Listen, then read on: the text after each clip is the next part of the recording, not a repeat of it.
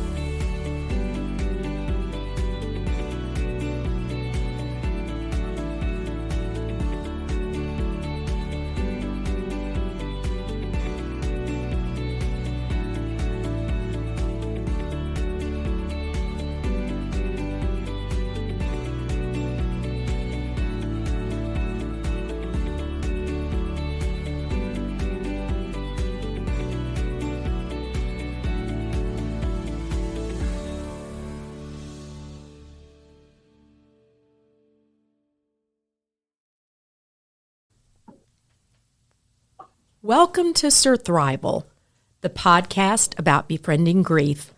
I'm your host, Stacia Gaines.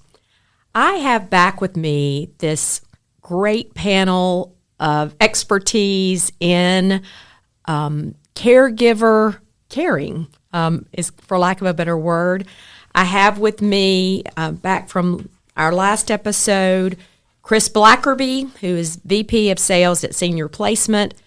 I have Janice Williams, who's Senior Services Coordinator for Jefferson County in Alabama, and Audrey Thorpe, who is a hospice nurse with Hospice Savannah.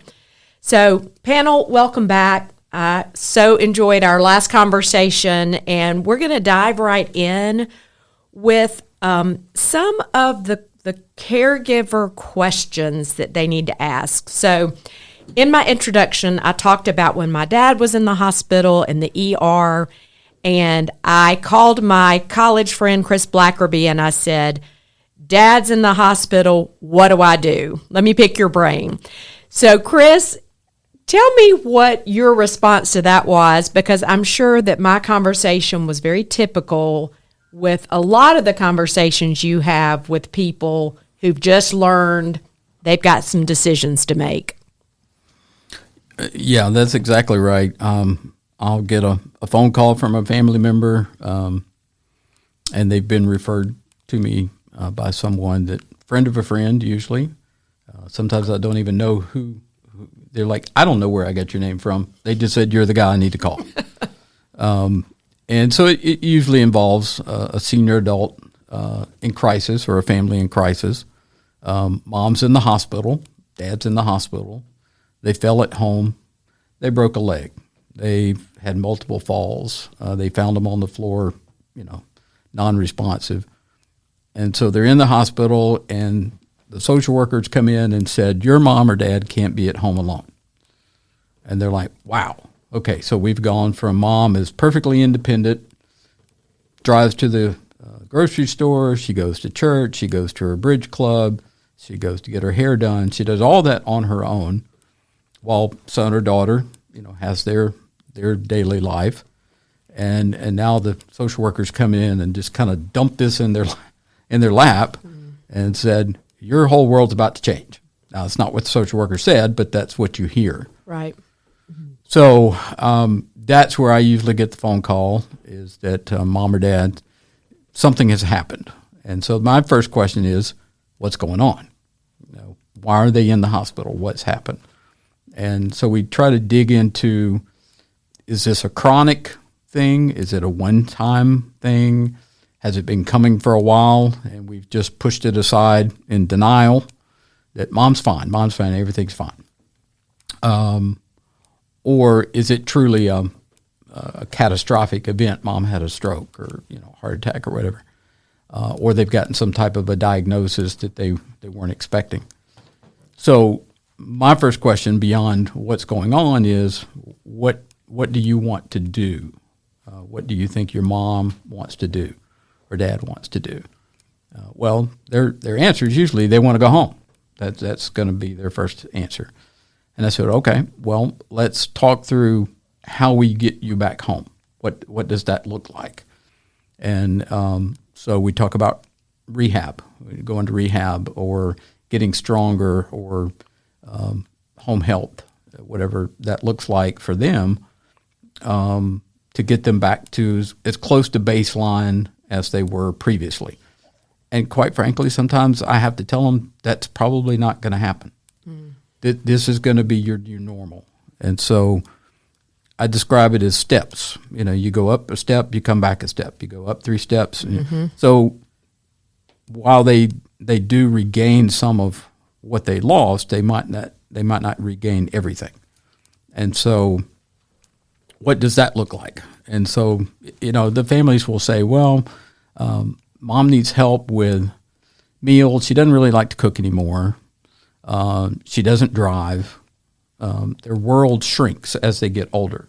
Their world becomes smaller, so they don't do things they used to do socially, and that's not good for them to do that. We're social beings, so we're built, made to interact with other people, and so when I start discussing things that would make mom or dad happy, or whatever time they have left, let's work on quality of life. And yes, I know they want to go back to their home where they've lived for 50 years, and that might be possible, but it might not. And sometimes, quite frankly, it's the son or daughter who is in denial that mom or dad needs to do something different. Mom or dad might be waiting for the opportunity for the son or daughter to say, hey, mom, if you would like to sell the house and move to a community where you can be around other people, that's okay. They're waiting for permission sometimes. And the son or daughter is like, but mom, we have Christmas over here every year. And we have this and we have that. And I've got all of my high school things stored in your basement. What are we going to do with those?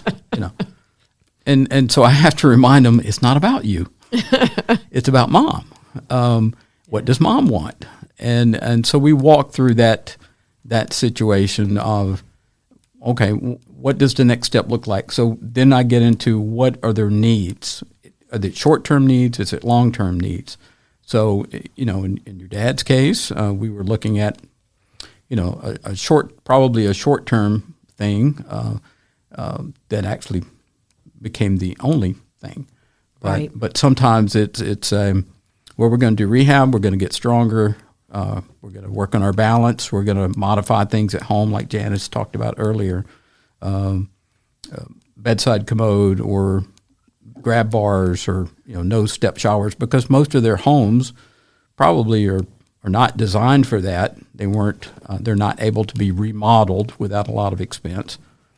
And quite frankly, it's sometimes the house becomes a burden to them. They're surrounded by things, but they're not really happy.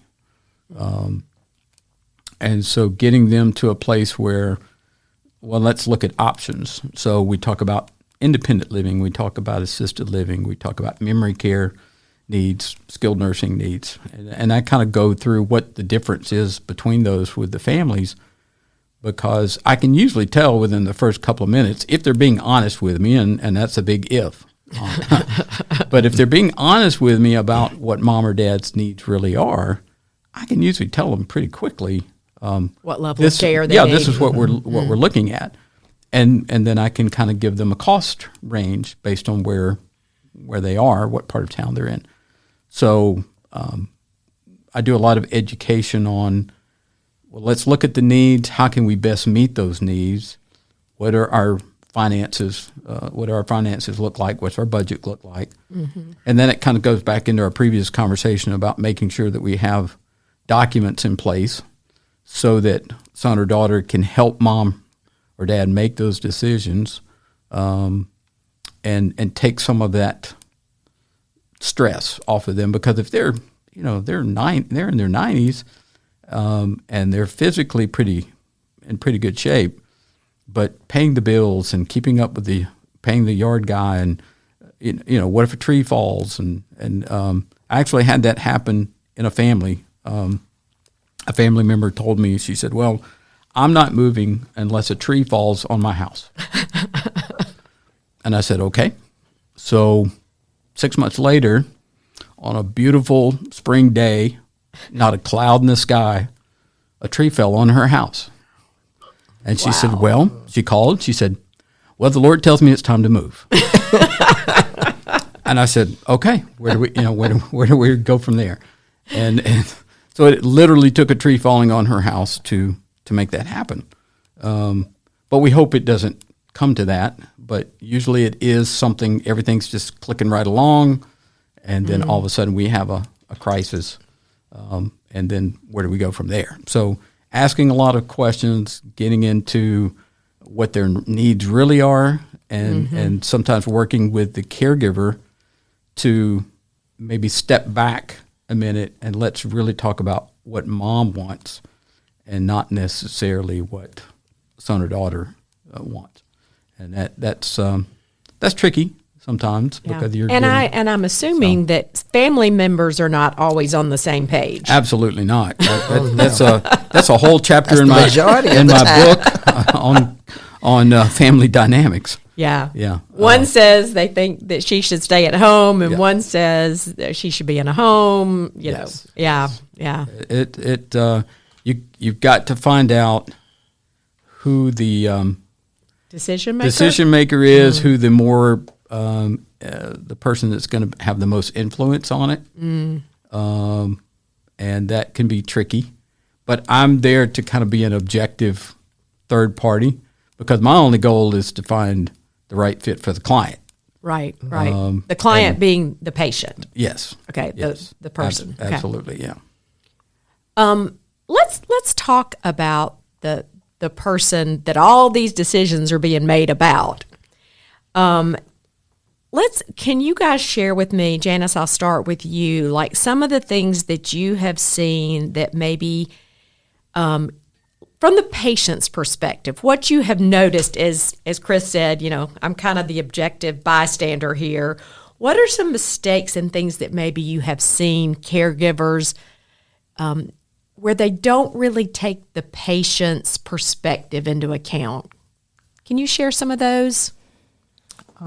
Well, sometimes when it comes to adult children who might be caring for their parents, it just depends because some adult children,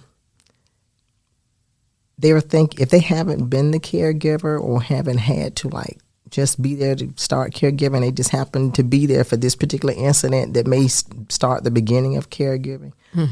Sometimes they tend to think about themselves more so, or how it's going to inconvenience their life.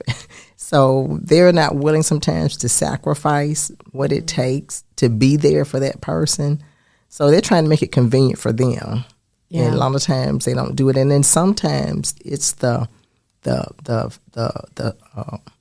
mother or father who's sometimes not looking at things realistically. They, they're in this dream world about, I'm going to be able to go home and I'm going to do this, not thinking about all that it's going to take to sustain them in their home.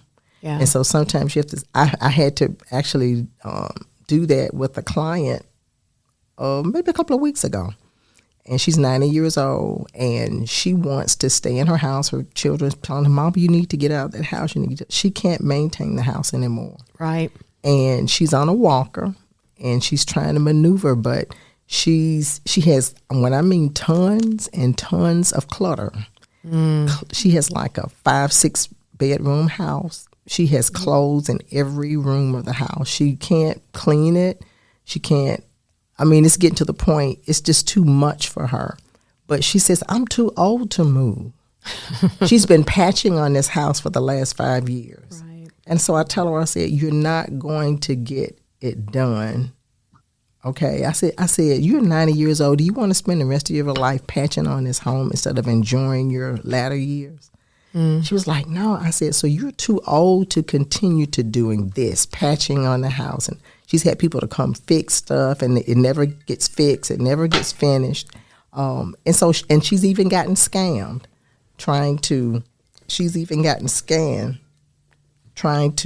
get people to fix her home. So I've told, like, you know, so when I shared with her, I said, wouldn't you like to be in a place that you have less to maintain? You don't have to worry about keeping the grass cut, getting the plumbing fixed, repairing the roof. And she was like, oh, I didn't think about it like that. And I said, and then you don't have to worry about all this space and all stuff that you can't do anything with. You don't have to keep fixing. I said, and she said, well, my son wants me to travel and come visit him in France, and I like to travel. I said, well, how are you going to do it? You spending all your money patching on the house. And so she was like, I didn't think of that. So that she was like, oh. So I said, are you willing to allow me to give you some listings of independent living places we can help? She was like, yeah, I want to do that. So I was like, God, so relieved. I think you're talking about something really important here in terms of the person. Sometimes it takes us a while to get there, doesn't it? Because it's hard for, you know, the person to give up driving. Exactly. I mean, you're giving up your independence. That's when you do hardest. that. Yeah. All right, we are going to try something new today, listeners. We are going to have Surthrival Theater, starring Audrey Thorpe and Janice Williams. So Janice is going to be the caregiver who comes into the home, and Audrey is going to be the caregiver who is given that daily care. And I think you'll find that there are, is that right? You said yes. All right, so you're the external person, Janice, Okay. who's coming in, and Audrey is the person that is in the home taking care of that person on a daily basis. So we're going to kind of show some of the emotional, and Chris may chime in. He can be Audrey's brother, who he's kind of the one that kind of comes in occasionally, but he's not doing the lion's share, right? He's just kind of he pops by, and but Audrey's there all day, every day, taking care of. Are you taking care of your mom, Audrey? Yes. Okay. Taking care of Mom. Okay. So this is Surthrival Theater. Take one. Janice, you're entering the house. Hello, Audrey. How are you? Hi, Janice. It's so nice to meet you. You called and needed me to come out and to see what I could do to assist you. So I'm here to help in any way I can. Can you give me a little background of what's going on with you, your mom's condition, and what you need, what you think you need? Oh, I need so much. Oh, Janice, I am so glad you came today. I am so overwhelmed. Okay, so Mom had to come live with us. She has been living on her own. I only live 10 minutes away from her cute little house. Her Alzheimer's is suddenly taking a turn for the worse. I used to go in and check on her a couple times a day. My brother Chris would pop in and help when I couldn't. I was still working part-time. He didn't want to take her in, so I had to take her in. And I had to quit my job. And I am just overwhelmed. I mean, I don't know what to expect. My mother's personality is changing by the day. It's not who she was. I didn't think things were going to go down like this. I'm upset. I'm frustrated. Chris isn't really pulling his weight in this. I'm just overwhelmed. And now hospice is coming in and they've given me some medications that I can give her. I mean, I can't even pronounce these medications names, and they're telling me when to give these to her, but I don't even know if I'm doing a good job. I mean, I'm losing my mother. I've lost my mother. Her personality has changed, and she doesn't even know who I am most of the time. So I'm grieving. My mother's gone. I mean, I knew this was going to be a long goodbye. I didn't think it was going to go down like this. And now I feel like I'm getting dumped on, but I still have my family. I still have my children. I want to do things with them, but I can't even get out and go do what I want to during the day. I used to go meet my friend for coffee on my days off. I can't do that anymore. Chris says he's not available. I'm frustrated. I'm sorry. I just dumped on you, Janice. I feel like I just did the emotional dump truck on you, but what can you do to help me? Well, that's okay. That's okay. You can vent. I'm here to listen. So, thank God, please. well, like I said, I can't do everything, but what I don't know, I can refer you to someone who can assist you, hopefully. So, far as your mom, you're saying that, so let me ask you something. Is she mobile? What is she able to do on her own? Well, she is mobile, but I have to watch her all the time because she is getting weaker and weaker, and, she is very unsteady on her feet, and now she's to the point she doesn't even know how to use a rollator. She can't use a cane, she can't use a rollator. She needs cueing for sitting down in the chair even. She doesn't know how to use these things anymore. Okay, but she is able to walk, she's just unsteady on her feet and can't, okay. Yes. Yeah, so you may need to get to the point of using a wheelchair or something to assist her if she can't walk steady on her feet. But let me ask you something. Have you educated yourself about the disease so that you understand her behavior, communication issues, what to expect? Well, I guess I did somewhat in the beginning, but when I read through all that, I was like, oh, no, this can't really be the right diagnosis for Mom. This isn't her. So I don't know. I mean, yeah, I educated myself some on it, but then I was like, no, I guess I was in a bit of denial. Yeah. So I was going to say, the more you educate yourself, the better you can understand what's going on with her and how to cope with it. Well, I'm so overwhelmed. I'm like, I don't even want to take time to sit down and read it because there's so much I'm dealing with. Well, I think Audrey's overreacting. I mean, Mom forgets things sometimes, but it's not that big a deal. I mean, I don't think she needs to live all the time. Do you see her at 6 o'clock at night when she's got sundowners? Well, I talk to her in the morning and she seems fine. Well, that's morning time. I can't wait till you come and have dinner with us sometime. And cut. Okay, these are people who have seen this. These are real conversations that happen, and this was a brief conversation, but this is a reality for caregivers. And one of the things that Audrey mentioned to us during the break is, caregiving is not just for elderly people.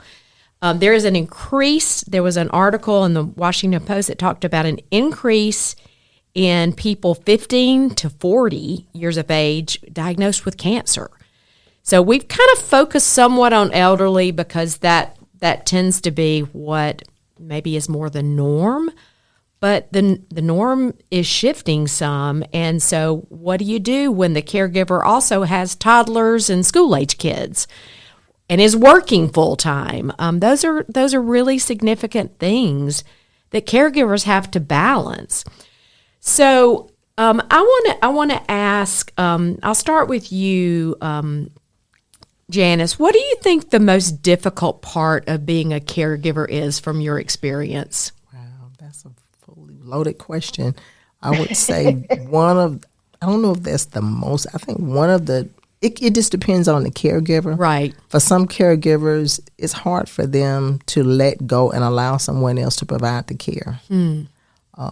For some caregivers, they don't want to accepting the diagnosis can be the hardest thing, because it was like, once I do that, then I know my life is going to change. Right. Then I have to do something about it.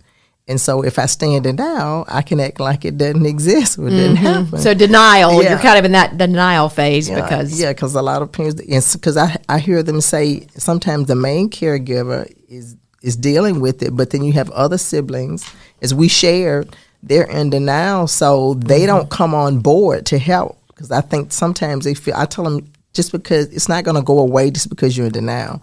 So you have to face it, and they need the support.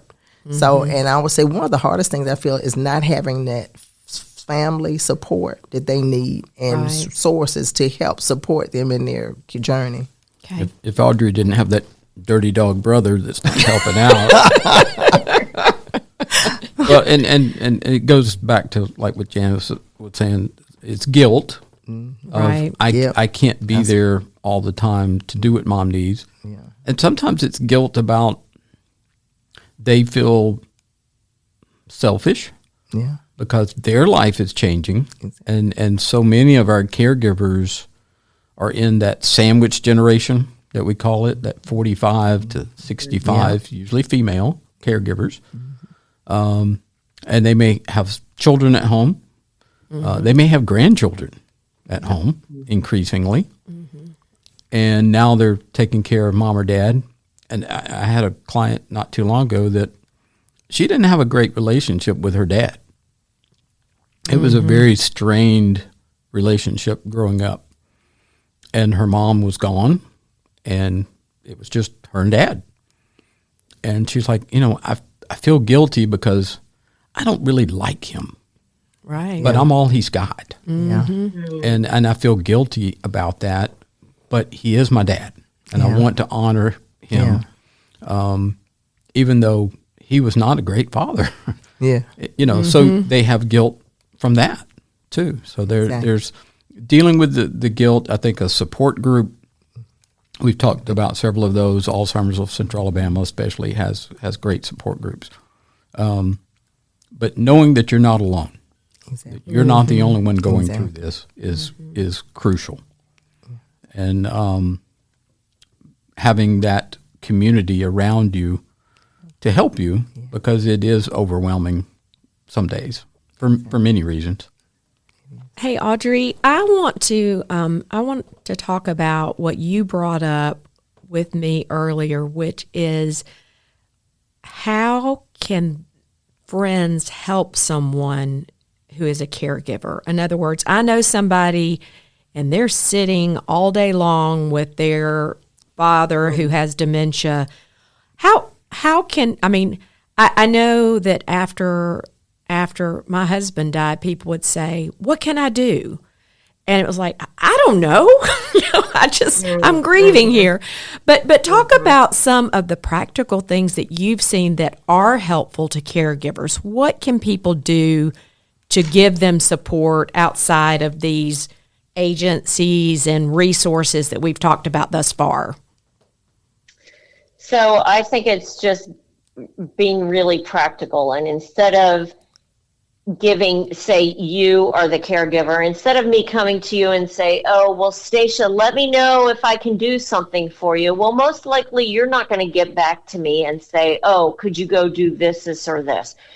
You're very overwhelmed, and it may be very hard for you to ask for help. But I think instead it's really good if this friend can come in, if I could come to you and say, hey, Stacia, I would like to bring you dinner tomorrow night. Could I do that for you?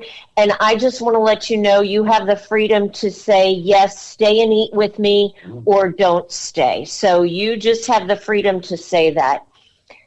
Stacia, on Thursday, I'm going to the grocery store.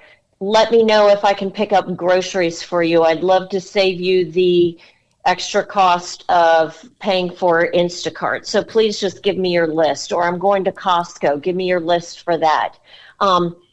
Hey, Stacia, have you been able to get out just to go get your nails done recently? Would it be okay if I just stay and sit with your mom for a couple hours? Just tell me what to do, and I just want to give you a break so you can go out. I think those are so awesome. Yeah. So if you're someone who knows someone who is taking care of their loved one, don't just give the general, let me know if I can do anything for you.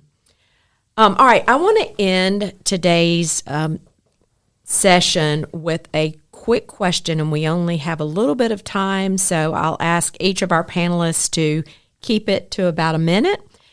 What parting advice would you give to caretakers? If you could only tell them one thing or one or two things, what parting advice would you give? We'll start with you, Chris. I guess the first thing would be to reach out to people that you trust, whether it's their doctor, an attorney, family lawyer, for resources. Don't wait until you're kind of knee deep in the caregiving crisis before you reach out for help, and ask around. That's the great thing about our area, about Birmingham, is everybody knows somebody. Right. And they go to church with them. They went to school with them, So ask for help, and don't just try to sweep it under the rug. Everything's fine, but don't wait until it's overwhelming before you ask for help. Janice? I have two quick things. One, I would say to take time for yourself. You have to care for yourself before you can care for your loved one. Put that mask on first before you can put their mask on, because if you don't, you're not going to be in shape to take care of them. Right. So put yourself first, which is hard for caregivers to do, but keep trying.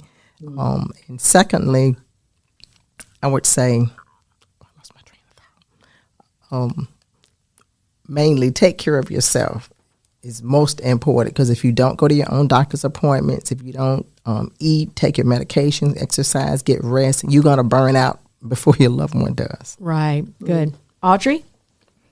Oftentimes when I go to leave the home, some of the last things I say to my caregivers, of course, when it's appropriate, and 99.9% of the time it is, you are doing a great job. I know this is very tough, what you are walking into, what you are walking through with your loved one, but you're doing a great job. And sometimes them just hearing that, it's like, oh, I am, just for somebody else to tell them that.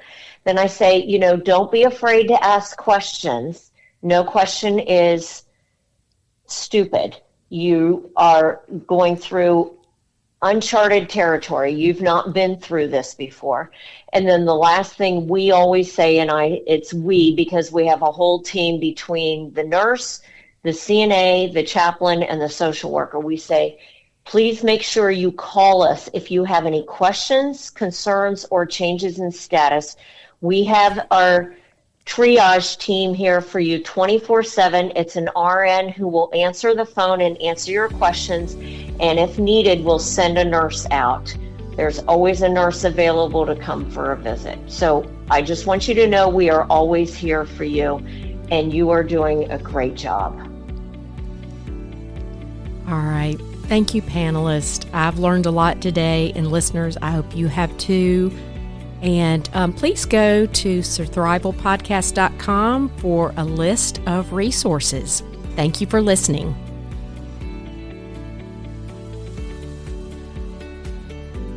Thank you for listening to Surthrival, the podcast about befriending grief. My hope is that something you've learned today has piqued your interest, and you can take a baby step in your own healing journey. I would love to hear from you. To send me a message or even tell me your story, go to surthrivalpodcast.com. If you'd like to book me as a speaker, you can also do that through the Contact Me section of my website. Please follow me and tell your friends.